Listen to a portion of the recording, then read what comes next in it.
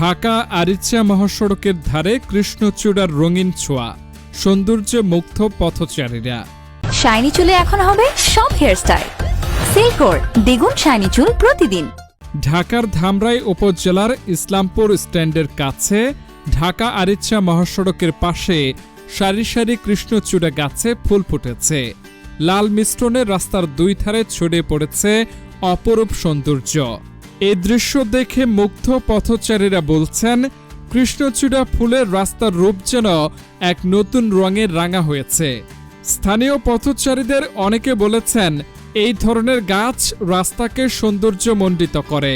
আমরা চাই আরও কৃষ্ণচূড়া গাছ লাগানো হোক।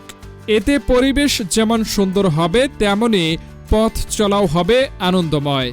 অনেক সুন্দর, মনে করেন দেখতে প্রাকৃতিক দৃশ্যটা অনেক আসলে চমৎকার। সবাই আসলে এদিক দিয়ে অনেক লোকজন যাওয়ার পথে আপনার এখানে ছবি টবি তুলে, প্লাস অনেকে ভেঙেও নিয়ে যায়।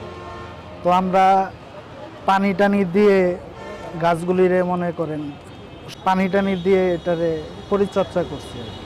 তো দেখতে খুব ভালো। আমার আমার ব্যক্তিগত আশা যে পুরো রাস্তাটায় যদি এরকম কৃষ্ণচূড়া গাছ রোপণ করা যায় তো খুব ভালো হবে। সব জায়গায় যেন এরকম ফুল গাছ যেন লাগানো হয়, এটা একটা মরম একটা পরিবেশ, সবার মনে আর কি একটা স্বাচ্ছন্দ্যবোধ কাজ করে আর কি, দেখলে ভালো লাগে, মনটা ভালো লাগে আর কি।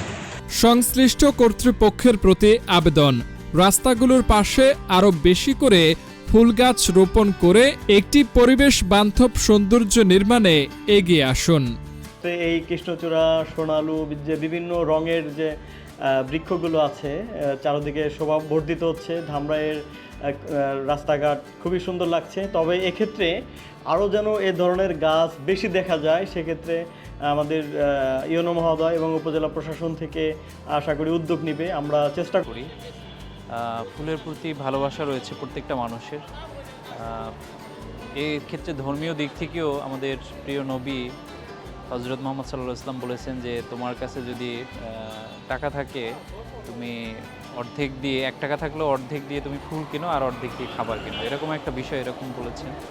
তো ফুলের মর্যাদা এবং গুরুত্ব অন্যরকম। আর বর্তমান সময়ে ফুল শুধু অ্যাস্থেটিক নিড না, ফুল এখন আমাদের কমার্শিয়ালিও অনেক ডিমান্ড ফুল। আমরা জানি যে বাণিজ্যিকভাবে ফুলের চাষ হয়, বিভিন্ন ধরনের ফুল, সব থেকে দামি হচ্ছে অর্কিড। তো আমাদের ধামরাইতে কিছু কমার্শিয়ালি ফুলের চাষ শুরু হয়েছে। আমাদের কুল্লা ইউনিয়নের ফোর্ডনগর থেকে শুরু করে কয়েকটা জায়গায় শুরু হয়েছে। ইনশাল্লাহ ধীরে ধীরে হয়তো ফুলের বাজারটা আরও বেড়ে যাবে এবং ধামরাই ফুলের চাষও হয়তো ধীরে ধীরে বাড়বে। তো